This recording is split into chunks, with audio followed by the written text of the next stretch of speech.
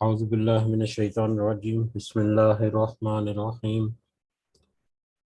رب اشرح لی صدری ویسر لی امری واحلل عقدۃ من لسانی یفقہوا قولی رب یسر ولا تعسر وتمم بالخیر اللہم لا سہل الا ما جعلته سہلا وانت تجعل الحزن اذا شئت سہلا اللہم انفعنی بما علمتنی وعلمنی ما ینفعنی وزدنی علما۔ اللہ اکبر اللہ اکبر، لا الہ الا اللہ واللہ اکبر، اللہ اکبر وللہ الحمد۔ جیسا کہ کل ہم نے ذکر کیا تھا کہ آج ذوالحجہ، عشرہ ذوالحجہ اور حج اور عید 1442 ہجری کے سلسلے میں ہمارے محترم شفیق صاحب وہ ہمیں کچھ باتیں بتائیں گے، تو بغیر کوئی وقت لیے میں شفیق صاحب سے گزارش کرتا ہوں کہ وہ ٹیک اوور کریں اور ہمیں اپنی باتوں سے اپنی اللہ کی کلام یا نبی کریم صلی اللہ علیہ وسلم کے جو احکامات ہیں، سنت ابراہیمی جو ہے، اس کے بارے میں کچھ ہمیں بتائیں، اس دعا کے ساتھ کہ اللہ تعالیٰ ہمیں اس بابرکت عشرے کی جتنی برکتیں ہیں وہ اللہ تعالیٰ ہمیں نصیب فرمائے اور ہمیں ہمت اور توفیق بھی دے کہ ہم ان میں سے جتنا ممکن ہو اپنا حصہ بھی لے سکیں۔ تو جی شفیق صاحب۔ الحمدللہ رب العالمین وحدہ والصلاة والسلام علی سیدنا محمد وعلی آلہ صحبہ اجمعین، اما بعد۔ اللہ اکبر اللہ اکبر اللہ اکبر، لا الہ الا اللہ واللہ اکبر، اللہ اکبر وللہ الحمد۔ اللہم صلی علی محمد وعلی آل محمد کما صلیت علی ابراہیم وعلی آل ابراہیم انک حمید مجید، اللہم بارک علی محمد وعلی آل محمد کما بارکت علی ابراہیم وعلی آل ابراہیم انک حمید مجید۔ اللہم لا سہل الا ما جعلته سہلا وانت تجعل الحزن اذا شئت سہلا۔ یا اللہ کوئی کام آسان نہیں مگر جسے تو آسان کر دے، اور تو جب چاہتا ہے تو مشکل کو آسان کر دیتا ہے۔ تو آج کے انشاءاللہ موضوع ہمارے پاس تقریباً 3 موضوع ہیں، جو کہ پہلا موضوع جو روزہ، دوسرا موضوع حج اور پھر عید۔ تو اللہ سبحانہ کے بابرکت نام سے شروع کرتے ہیں۔ عشرہ ذوالحجہ میں روزے کی شرعی حیثیت۔ اس عشرے میں ویسے تو نیکی کے تمام کاموں میں زیادہ سے زیادہ کوشش کرنی چاہیے۔ خاص کام جو اس میں کرنے چاہیے وہ 4 کام ہیں۔ پہلا کام تکبیر، جو کہ ابھی پڑھی گئی ہے، تو آج کا دن ہے تکبیر کا۔ تو تکبیر جو ذوالحجہ کے چاند ہو جانے سے 13 تاریخ تک جاری رکھنی ہے۔ دوسرا کام روزہ جن کا ذکر آئے گا۔ تیسرا 10ویں تاریخ کے بعد نماز عید قربانی کرنا، جس کے متعلق اللہ عز و جل کا ارشاد ہے، یہ سورۃ کوثر کی آیت ہے، فَصَلِّ لِرَبِّكَ وَانْحَرْ، اپنے رب کے لیے نماز پڑھ اور قربانی کر۔ اور فرمایا حدیث میں، ابو ہریرہ رضی اللہ عنہ رسول اللہ صلی اللہ علیہ وآلہ وسلم سے ذکر فرماتے ہیں کہ آپ صلی اللہ علیہ وآلہ وسلم نے فرمایا، جو شخص وسعت کے باوجود قربانی نہیں کرتا وہ ہماری عیدگاہ کے قریب بالکل نہ آئے۔ رسول اللہ صلی اللہ علیہ وآلہ وسلم نے اپنے 10 سالہ مدنی دور میں سفر و حضر میں کبھی بھی قربانی کو نہیں چھوڑا، بلکہ بعض اوقات جن لوگوں کے پاس قربانی کرنے کے لیے جانور نہ ہوتے ان کو خود جانور دیتے تاکہ وہ بھی قربانی کریں۔ سبحان اللہ۔ چوتھا جو ہے ہمارے پاس جو ہے حج۔ اصل اور سب سے اہمیت والا کام اس ماہ مبارک میں حج ہے۔ یہ اسلام کا 5واں رکن ہے۔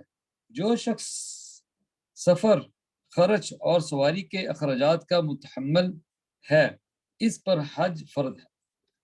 سیدنا ابو ہریرہ رضی اللہ عنہ رسول اللہ صلی اللہ علیہ وآلہ وسلم سے حدیث بیان فرماتے ہیں، جس شخص نے اللہ کی رضا کے لیے حج کیا اور اس نے نہ تو اپنی بیوی سے شہوت کی بات کی اور نہ گناہ کیا، تو وہ اپنے گناہ سے اس طرح پاک صاف ہو کر واپس آتا ہے جیسے ماں کے پیٹ سے گناہ سے پاک صاف پیدا ہوا تھا۔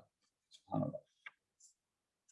تو پانچواں جو ہے ہمارے پاس روزہ، اس عشرے کی ابتدائی 9 دنوں میں روزہ رکھنا احادیث سے ثابت ہے۔ 9 دنوں میں روزہ رکھنا احادیث سے ثابت ہے۔ حنیدہ بن خالد اپنی بیوی سے وہ رسول اللہ صلی اللہ علیہ وآلہ وسلم کی زوجہ مطہرہ سے روایت کرتی ہیں، وہ فرماتی ہیں رسول اللہ صلی اللہ علیہ وآلہ وسلم 10ویں محرم اور ذی الحجہ کے 9 اور 3 دن ہر مہینے سے اس طرح کی پہلی پیر اور 2 خمیس روزے رکھتے تھے۔ خمیس یعنی جمعرات۔ تو ام المومنین حفصہ رضی اللہ عنہ سے حدیث ہے کہ رسول اللہ صلی اللہ علیہ وسلم 10ویں محرم اور 10 یعنی ذو الحجہ کے 9 دن اور ہر ماہ کی پہلی پیر، پھر خمیس اور اس کے بعد والی خمیس کے روزے نہیں چھوڑتے تھے۔ تو ایک اور حدیث ہمارے پاس آ رہی ہے، ام المومنین سیدہ عائشہ رضی اللہ عنہ سے حدیث ہے، جس میں ان سے ان روزوں کے متعلق سوال کیا کہ کیا رسول اللہ صلی اللہ علیہ وآلہ وسلم روزے رکھتے تھے، یہ سوال کیا گیا، تو انہوں نے جواب دیا ہاں۔ تو اس میں جناب عبداللہ بن عمر رضی اللہ عنہ سے ان 10 دنوں میں روزہ رکھا کرتے تھے۔ آگے ہمارے پاس عرفہ کو روزہ، اس پہلے عشرے میں عرفہ کا دن بھی آتا ہے۔ یہ جو آپ جو چل رہے ہیں آج ماشاءاللہ الحمدللہ یہاں پہ عرب میں یوم عرفہ ہے، تو آج تقریباً ماشاءاللہ سب نے تقریباً روزے رکھے اللہ کی توفیق سے۔ اس پہلے عشرے میں عرفہ کا دن بھی آتا ہے، جس کے لیے علیحدہ سے بھی خاص فضیلت کا ذکر اس طرح آیا ہے کہ رسول اللہ صلی اللہ علیہ وسلم نے فرمایا، عرفہ یعنی ذو الحجہ کا روزہ ایک گزشتہ سال اور آنے والے سال کے صغیرہ گناہ کا کفارہ بن جاتا ہے۔ تو دیکھیں یہ ایک روزے کی اہمیت، اگر ایک روزے کی اہمیت ہے اتنی ہے، تو باقی روزوں کی اہمیت، کیونکہ یہ اللہ سبحانہ تعالیٰ کے سال کے پورے دنوں میں یہ دن جو ہیں یہ افضل ترین دن ہے۔ تو جو رمضان کے دن اور عرفہ کے دن، آپ اس میں دیکھیں فرق دیکھیں کہ رمضان کے دن یعنی کہ وہ نہیں، رمضان کی راتیں افضل ہیں، رمضان کی راتیں افضل ہے، اور اس میں دن افضل اللہ تعالیٰ نے فرمایا کیا ہے، یہ دن بہترین دن ہے۔ تو اس کے بعد میں روزے کے بعد میں ہم لوگ چلتے ہیں حج کی طرف۔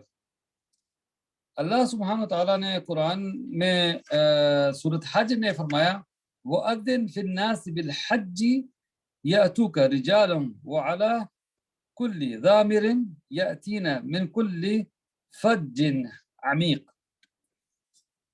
یعنی اور لوگوں میں حج کے لیے اعلان کرو کہ وہ تمہارے پاس ہر دور دراز مقام سے پیدل اور اونٹوں پر سوار ہو کر آئیں۔ تو اس کی تفسیر میں چلتے ہیں اس آیت کی۔ تعمیر کعبہ کے بعد حضرت ابراہیم علیہ السلام کو اعلان حج کا حکم، حضرت خلیل علیہ السلام تعمیر کعبہ سے فارغ ہوئے اور رب جلیل کے حضور اپنی مناجات پیش کر لیں تو حکم ہوا، اے ابراہیم علیہ السلام پہاڑ پر چڑھ جاؤ اور چاروں طرف اعلان کرو کہ اے لوگو تمہارے رب کا گھر تیار ہو چکا ہے، لہٰذا اللہ کے گھر کی زیارت کے لیے حاضر ہو جاؤ۔ ابراہیم علیہ السلام عرض کرنے لگے، اے اللہ میں کمزور ہوں، میری آواز ساری دنیا میں کس طرح پہنچے گی؟ حکم ہوا اے ابراہیم علیہ السلام تیرا کام آواز دینا ہے، ہمارا کام لوگوں تک پہنچانا ہے۔ علی الاعلان وعلنا بلاغ۔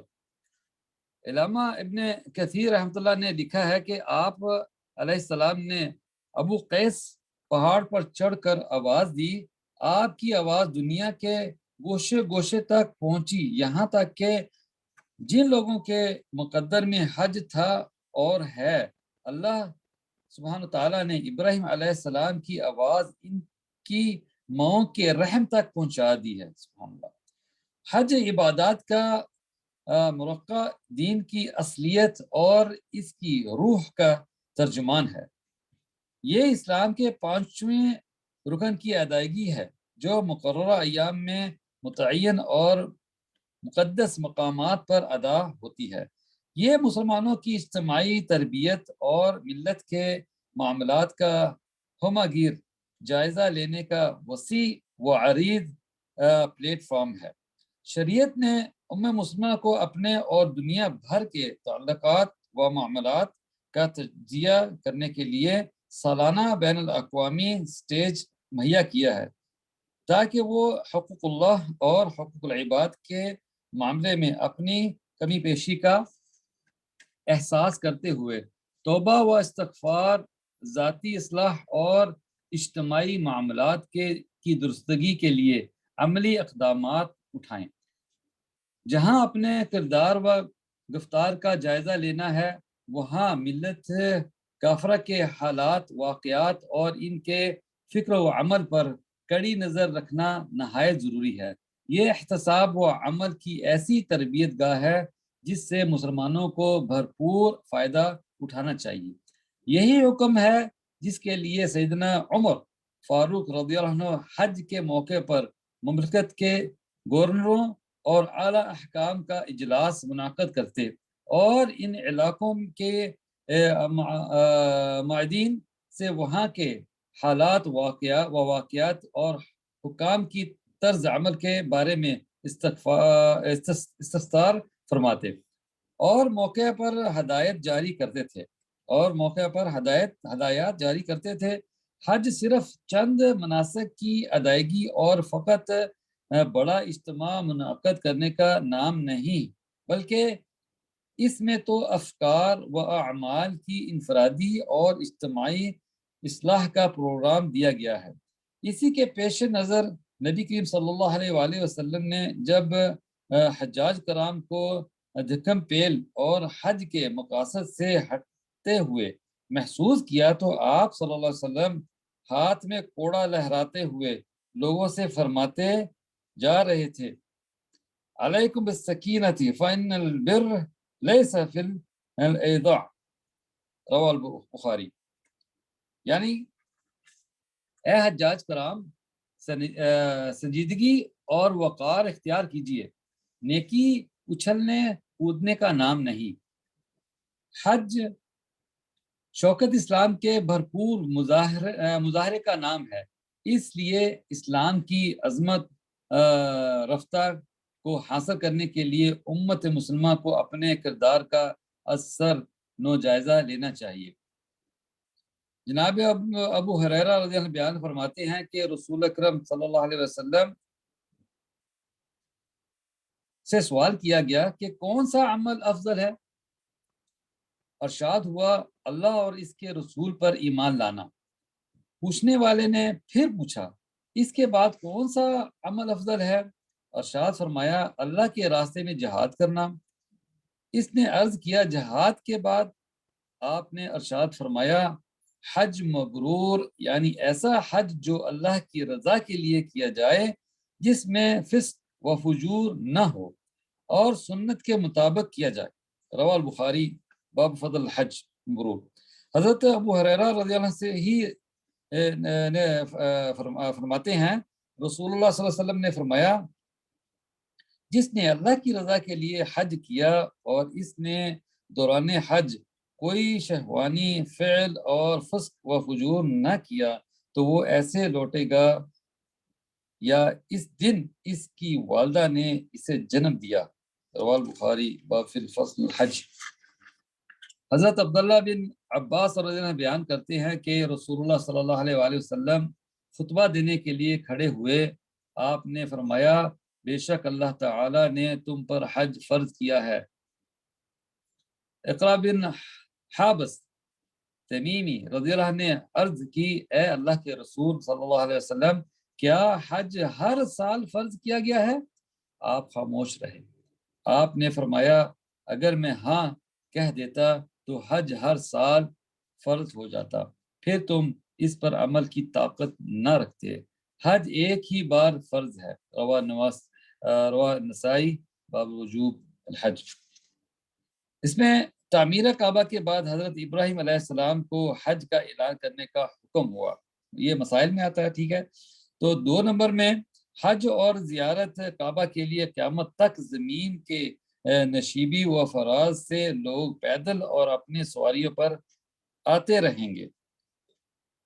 یہ تفسیر قرآن بالقرآن میں حج کے آداب۔ ان لوگوں پر حج فرض ہے جو حج کے خراجات اور سفر کی استطاعت رکھتے ہیں۔ یہ سورۃ آل عمران کی آیت نمبر 97 ہے، اس کا ترجمہ ہے۔ تو پھر آگے اللہ سبحانہ وتعالیٰ سورۃ بقرہ میں آیت نمبر 197 میں فرما رہے ہیں حج کے مہینے معلوم ہیں، لہٰذا حج کے ایام میں گناہ کے کام نہ کیجیے۔ پھر اس کے بعد سورۃ بقرہ ہی میں آیت نمبر 196 میں اللہ سبحانہ وتعالیٰ فرما رہا ہے اللہ کے لیے حج اور عمرہ مکمل کرو۔ اور پھر سورۃ بقرہ ہی کی آیت میں 197 میں اللہ سبحانہ وتعالیٰ فرما رہا ہے حج میں ہر کسی قسم کی بے حیائی، نافرمانی اور جھگڑا کرنے سے بچنا چاہیے۔ تو یہ تو ہمارے پاس حج کے متعلق موضوع تھا۔ آگے ہمارے پاس عید انشاءاللہ، یہ جو یوم عرفہ کے بعد جو ہم لوگ عید مناتے ہیں، اللہ سبحانہ تعالیٰ نے مسلمانوں کے لیے صرف اور صرف 2 دن خوشی کے رکھے ہیں، عید الفطر اور عید الاضحیٰ۔ تو عید کے حوالے سے موضوع میرے پاس ہے۔ ام عطیہ رضی اللہ عنہ سے روایت ہے کہ نبی صلی اللہ علیہ وسلم نے حکم دیا کہ عید الفطر اور عید الاضحیٰ کے دن ہم چھوٹی بچیوں اور جوان، گھونگھٹ اور حیض والی عورتوں کو عیدگاہ کے لیے لے جائیں، البتہ حیض والی عورتیں نماز کی جگہ سے الگ رہیں اور خیر اور مسلمانوں کی دعا میں شریک ہوں۔ میں نے عرض کیا یا رسول اللہ صلی اللہ علیہ وسلم، بعض عورتیں ایسی بھی ہیں جن کے پاس پردے کے لیے چادر اوڑھنی نہیں ہوتی۔ آپ نے فرمایا جس عورت کے پاس چادر نہ ہو اس کی بہن کو چاہیے کہ اسے اپنی چادر میں لے لے۔ 2 نمبر سیدنا عبداللہ بن عباس رضی اللہ عنہ سے روایت ہے کہ رسول اللہ صلی اللہ علیہ وسلم عید کے دن اپنی بیویوں اور بیٹیوں کو عیدگاہ لے جاتے۔ اور آگے حدیث میں حضرت سیدنا ابو بکر، سیدنا عمر فاروق، سیدنا علی خلفائے ثلاثہ رضی اللہ عنہم اجمعین فرماتے ہیں کہ عیدگاہ میں ہر بالغ عورت کے لیے جانا حق ضروری ہے۔ اور امام ابو حنیفہ رحمۃ اللہ علیہ فرماتے ہیں کہ عیدین میں، عید نہیں عیدین یعنی کہ 2 عیدیں، عیدین میں عورتوں کا جانا مکروہ نہیں۔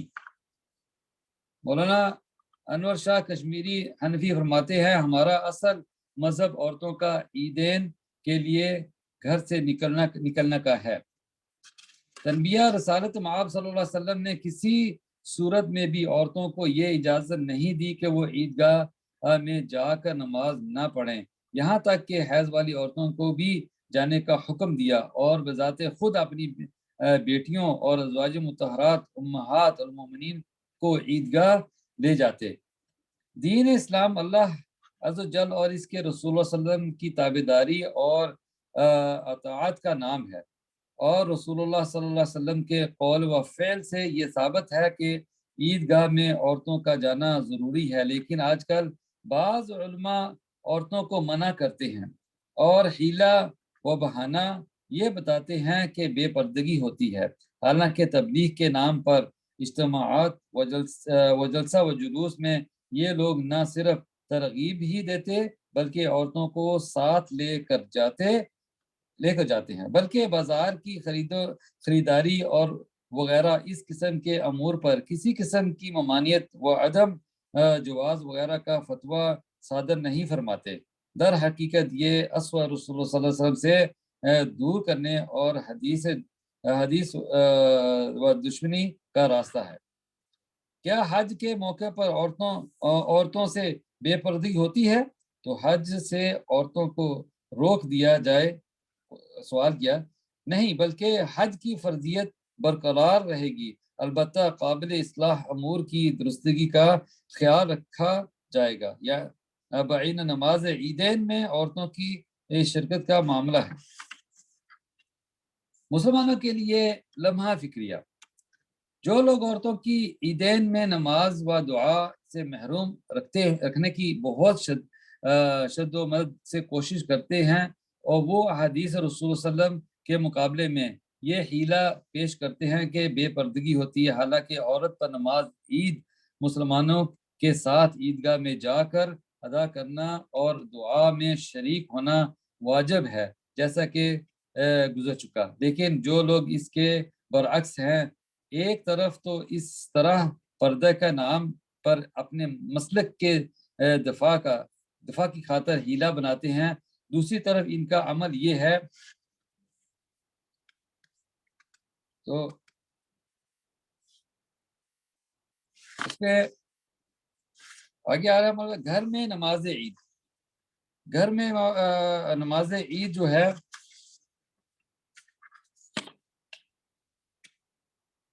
انس رضی اللہ عنہ نے اپنے غلام ابن ابی عتبہ کو حکم دیا کہ اپنے گھر والوں اور بچوں کو جمع کر کے شہر والوں کی طرح نماز عید پڑھیں اور تکبیریں کہیں۔ دیہات میں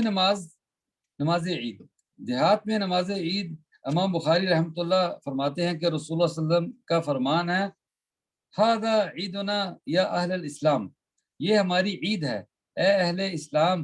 اس سے یہ ثابت ہوتا ہے کہ دیہات والے اور وہ عورتیں اور مرد جو جماعت سے نماز نہ پڑھ سکیں 2 رکعت پڑھیں، یعنی اہل اسلام میں دیہات والے، شہر والے مرد عورتوں سب آ جاتے ہیں۔ تو یہ ہمارے پاس جو 3 موضوع تھے،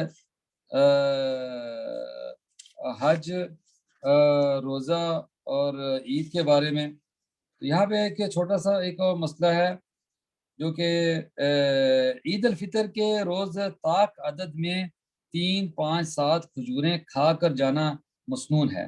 اگر کھجوریں میسر نہ ہوں تو کوئی اور چیز کھا کے جائیں۔ عید الاضحیٰ، پہلے جو مسئلہ تھا عید الفطر کا تھا، یہ عید الاضحیٰ جس میں ہم لوگ قربانی کرتے ہیں، عید الاضحیٰ کے دن بغیر کھائے پیے جانا سنت ہے، جامع ترمذی۔ تو راستے میں تکبیرات کہتے جائیں، عیدگاہ میں پہنچ کر اگر عید الفطر کا دن ہو تو تکبیرات ختم کر دیں، ورنہ عید الاضحیٰ کی نماز کے بعد واپسی پر راستے میں تکبیرات کہتے ہوئے لوٹیں اور یہ سلسلہ 13 تاریخ تک جاری رکھیں۔ اور تیسرا مسئلہ، واپسی پر راستہ بدل کر آنا سنت ہے۔ اور مسئلہ، ذبح کرنے والا نماز کا پابند ہو، بے نمازی اور بے دین کمیونسٹ یعنی کہ مشرک بدعتی وغیرہ کا نہ حصہ ساتھ رکھیں، اس کے ساتھ کوئی حصہ نہ رکھیں اور نہ ہی اس سے ذبح کروائیں۔ تو ذبح عید کی نماز پڑھ کر کریں، وگرنہ قربانی نہیں ہوگی اور اس کی جگہ دوسرا جانور ذبح کرنا پڑے گا۔ تو یہ لوگ اگر ضرورت مند ہوں تو قربانی کا گوشت اپنے لیے صرف اتنا رکھیں جو 3 دن کے لیے کافی ہو، باقی تقسیم کر دیں۔ اگر لوگ اتنے زیادہ تنگ دست اور ضرورت مند نہ ہوں تو پھر اپنے حسب منشا اس کا استعمال کریں اور تقسیم کریں۔ اگر 3 حصے اس طرح کر لیں کہ ایک حصہ اپنے لیے اور ایک حصہ دوست و احباب اور رشتہ داروں کے لیے اور ایک حصہ فقراء و مساکین کے لیے تو بہتر ہوگا۔ بخاری میں حدیث ہے۔ جانور کی کھال، رسی، جھول وغیرہ یا تو صدقہ کر دیں یا خود استعمال کریں۔ بذات خود ان کو فروخت کر دینے میں سے تمام ثواب ضائع ہو جائے گا، یعنی ان کو فروخت نہیں کیا جائے گا، تو یہ صدقہ کیا جائے گا۔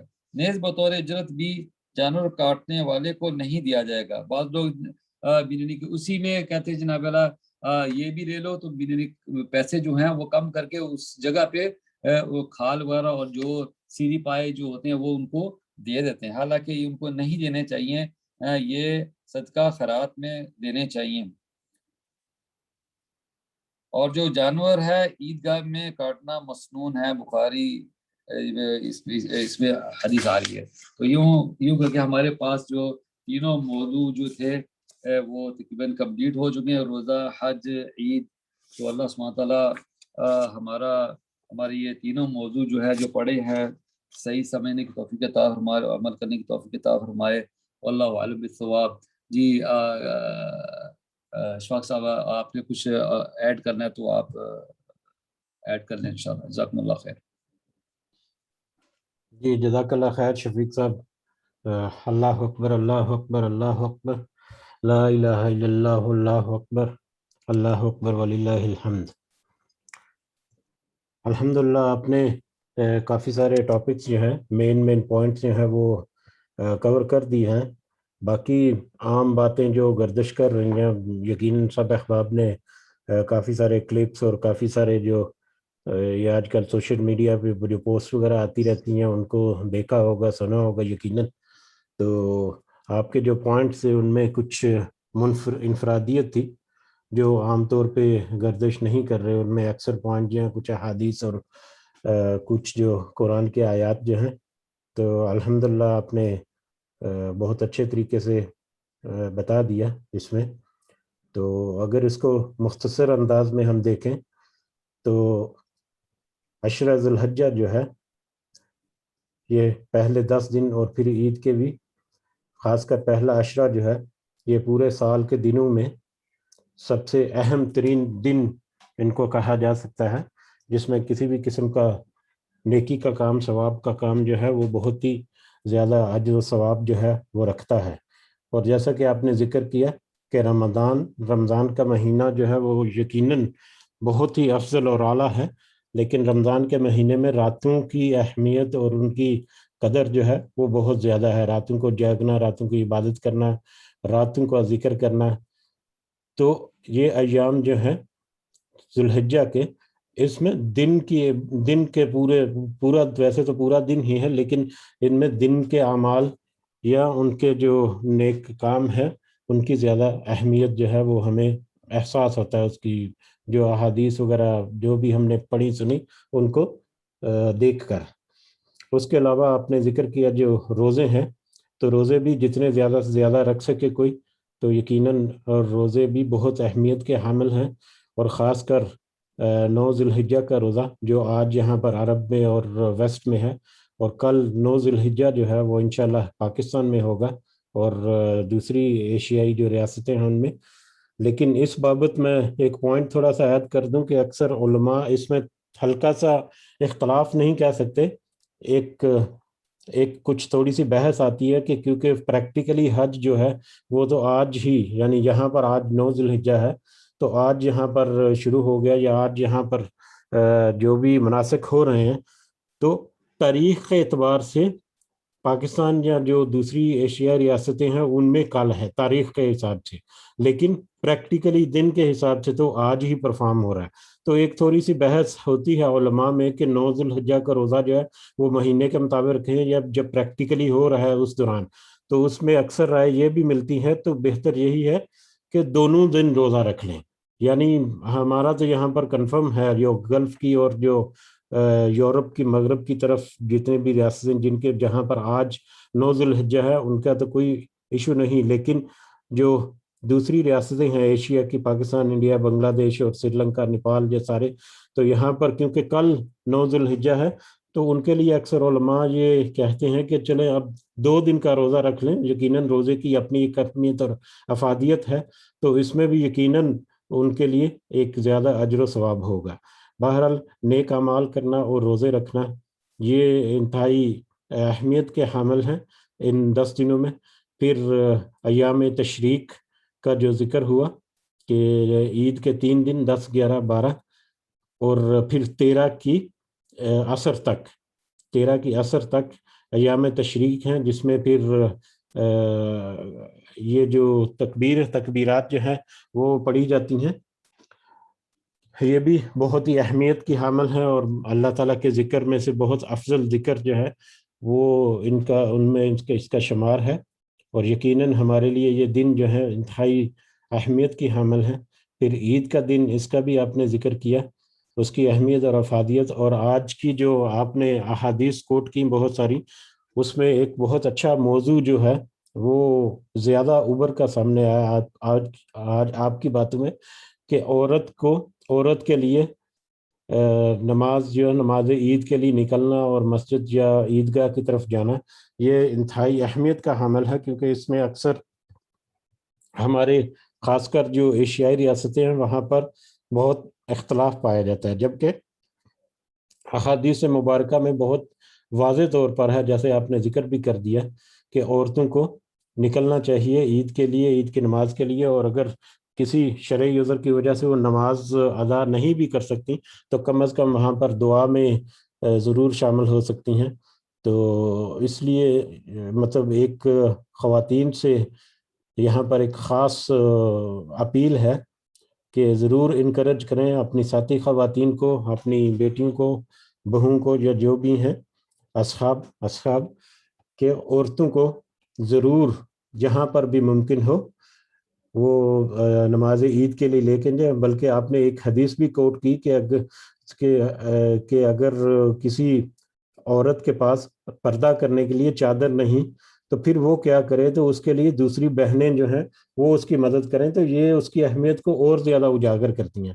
اور اس کا جو ذکر آپ نے کیا کہ بازاروں میں جائیں تو کوئی بے پردگی نہیں، مطلب دوسرے سارے شادی بیاہ کے معاملات میں کسی قسم کا کوئی پردہ نہیں ہوتا، لیکن جب اس طرح کے معاملات آتے ہیں تو کس طرح سے عذر گڑنے شروع ہو جاتے ہیں۔ ہماری یہ ایک مطلب ایک بدقسمتی ہے، اللہ تعالیٰ ہمیں صحیح معنوں میں ہدایت بھی عطا فرمائے۔ اسی طرح حج کا آپ نے ذکر کیا، تو کیا اگر اس عذر کی وجہ سے یا اس بہانے کی وجہ سے، یہ بھی کچھ علماء کی طرف سے یا کچھ گروہ کی طرف سے گڑھا ہوا ہے کہ بے پردگی ہوتی ہے، تو کیا حج کے اوپر بھی عورتوں کی پابندی لگا دے؟ تو یقیناً ایسا ممکن نہیں۔ تو یہ آپ نے ایک اچھا ٹاپک جو ہے وہ ملا ہمیں آج سمجھنے کے لیے، اہم جو موضوع تھا۔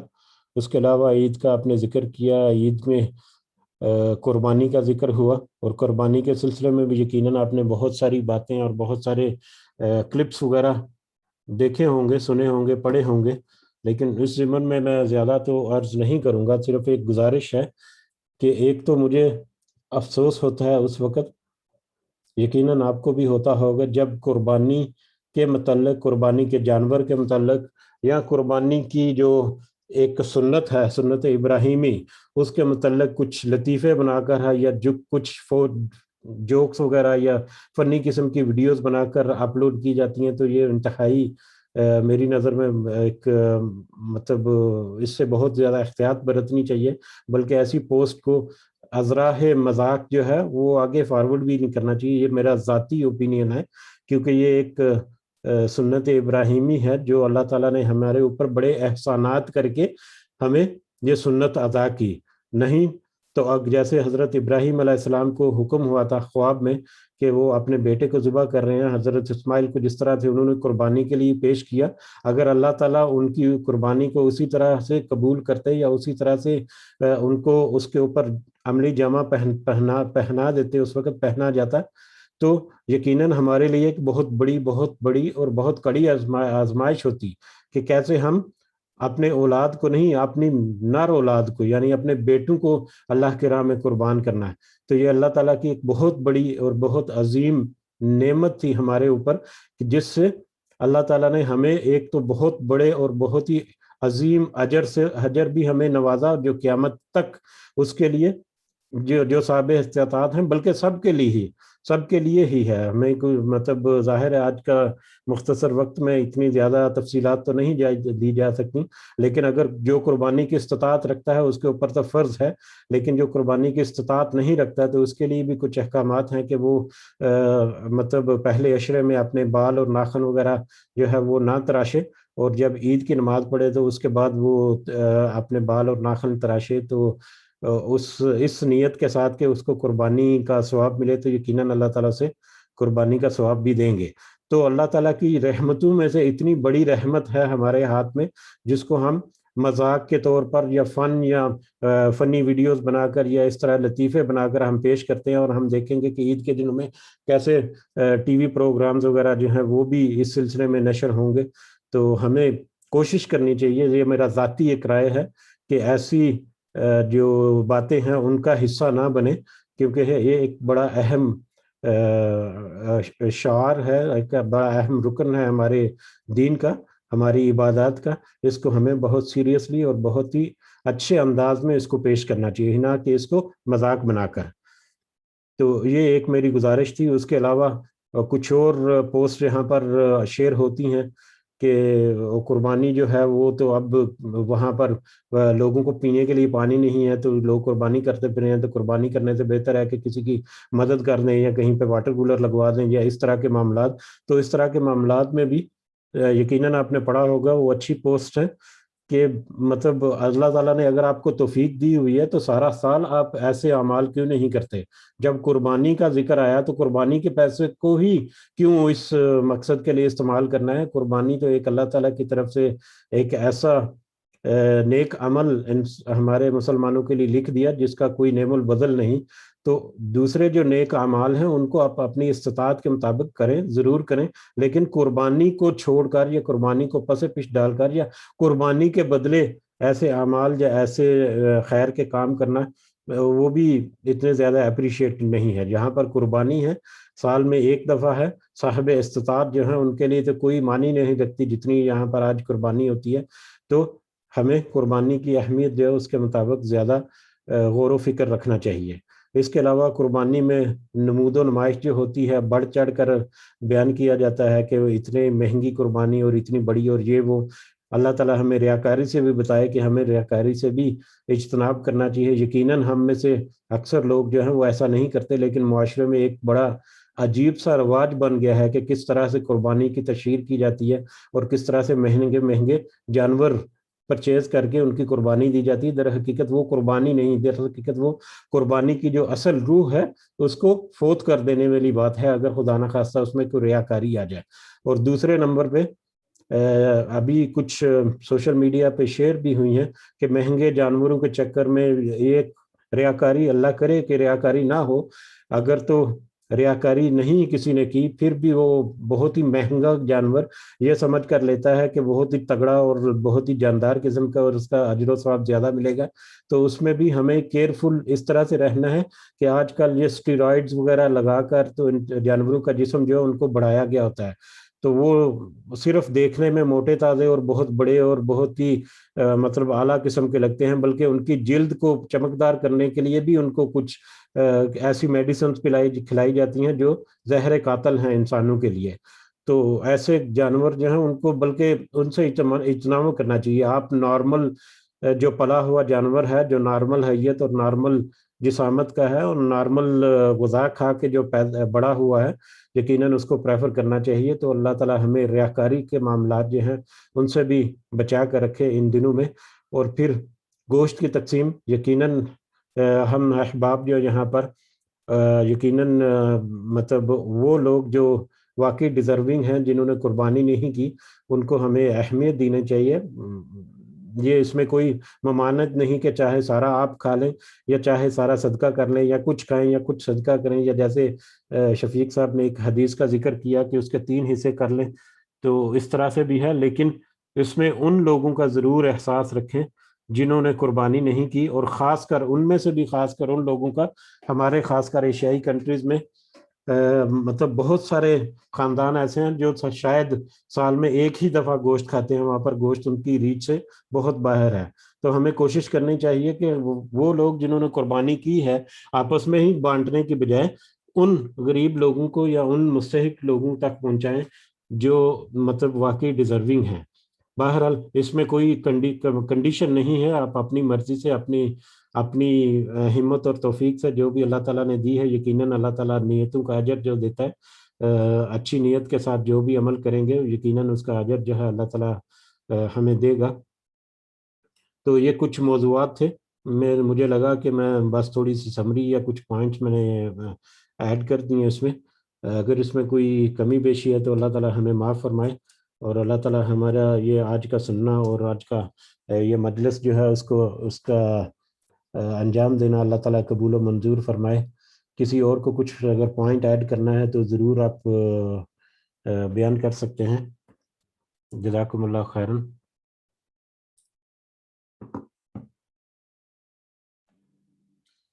جی شفاق صاحب، بس ایک یاد دہانی کے لیے میں ایڈ کرنا چاہوں گا کہ یوم عرفہ جو ہے خاص طور یعنی کہ ظہر کی نماز سے لے کے مغرب تک جتنی بھی دعائیں اور جتنی بھی یعنی کہ جو یوم عرفہ کی جو دعائیں لا الہ الا اللہ وحدہ لا شریک لہ لہ الملک وله الحمد وهو على كل شيء قدیر یہ پڑھی جائے، اور دعائیں یعنی کہ آپ خاموش نہ رہیں، یا قرآن پکڑ لیں یا دعائیں کرنے سٹارٹ کر دیں، ذکر اذکار صبح شام کے ذکر اذکار کر لیں، آپ کا کوئی بھی لمحہ جو ہے وہ فارغ نہ جائے، کیونکہ یہ جو دن ہے یوم عرفہ یعنی کہ اس وقت ظہر سے لے کے مغرب تک انتہائی اتنا ہی ضروری یہ قیمتی وقت ہے کہ بس اللہ تعالیٰ ہمیں اس وقت کی قدر کرنے کی توفیق عطا فرما دے، اور ہماری اور ہمارے جتنے بھی بہن بھائی ہیں جو بھی دعائیں مانگیں اللہ تعالیٰ ان کی دعائیں قبول فرمائے، اور ہمارے جتنے بھی بزرگ بہن بھائی دنیا سے جو جا چکی ہیں اللہ تعالیٰ ان کے درجات بلند فرمائے انشاءاللہ۔ جزاکم اللہ خیر۔ اگر آپ کے پاس اور کسی کے پاس کوئی چیز ہے تو ایڈ کر دیں کیونکہ ٹائم شاید ختم ہونے والا ہے۔ جی بالکل، جزاک اللہ خیر۔ بلکہ آپ کی بات سے مجھے ایک چیز کا احساس ہوا کہ آپ نے یہ بات کی ہے وہ اس لیے کہ اب یہ جو عشرہ ہے، یہ جو خاص رحمت کے یا خاص اجر و ثواب کے ملٹیپلائی کرنے کے دن ہیں، ان کا آخری لمحے کہہ لیں کہ وہ آ جاتے ہیں، اور یہ سیم ایسے ہی ہے جیسے کوئی کسی امتحان کی تیاری کر رہے ہوتے ہیں بچے، اور جیسے جیسے پیپر قریب آتا ہے تیسے تیسے وہ اور زیادہ اس کی ریویژن کرنا شروع کر دیتے ہیں، اور زیادہ وہ اس کو زور لگاتے ہیں، اور زیادہ وہ دہرائی وغیرہ کرتے ہیں، تاکہ بس ابھی پیپر شروع ہوا یا کل صبح پیپر شروع ہو جائے گا تو اس میں میکسیمم جو ہے وہ یاد کر سکیں۔ تو یہی میرے ذہن میں آیا آپ کی بات سن کر کہ آخری لمحات ہیں، ان میں بس ہمیں کوشش کرنی چاہیے کہ جتنا ہم اپنی جھولی میں یا جتنا اپنے بریک فیس میں یا اپنے اکاؤنٹ میں ہم اس میں ڈپازٹ کر سکیں آخری لمحات میں، تو وہ پھر یقیناً اللہ تعالیٰ اس کو کتنے درجے یا کتنے ملٹیپلائی کرے گا، کتنے تعداد سے، وہ تو اللہ تعالیٰ ہی جانتا ہے۔ اور جیسا کہ بار بار ہمیں یہ مجالس میں ذکر ہوا کہ نیکیوں کی کوانٹٹی کے علاوہ اس کا وزن جو ہے وہ بھی بہت اہمیت کا حامل ہے، تو ہمیں صرف ذکر اذکار جو ہے منہ سے ادا نہیں کرنے، اپنا وقت جو ہے صرف بیٹھ کر صرف نہیں کرنا، بلکہ صحیح معنوں میں اپنے دل سے نکلے وہ ذکر جو ہے، اپنے دل سے وہ دعائیں نکلیں، اپنے دل سے وہ اللہ کی تکبیرات نکلیں، اللہ کی تسبیح نکلے، تاکہ ہمارے جو اجر جتنے بھی ہمارے پاس جمع ہوں گے ٹوٹے پھوٹے، کم از کم ان کا وزن جو ہے وہ بھی اور بڑھ سکے انشاءاللہ۔ جی جزاکم اللہ خیراً شفیق بھائی۔ جی وقت تو تقریباً ختم ہو چکا، لیکن اوپن ہے، اگر کسی کو کوئی بات ایڈ کرنی ہے تو ضرور آپ آ سکتے ہیں، مائک اوپن ہے سب کے۔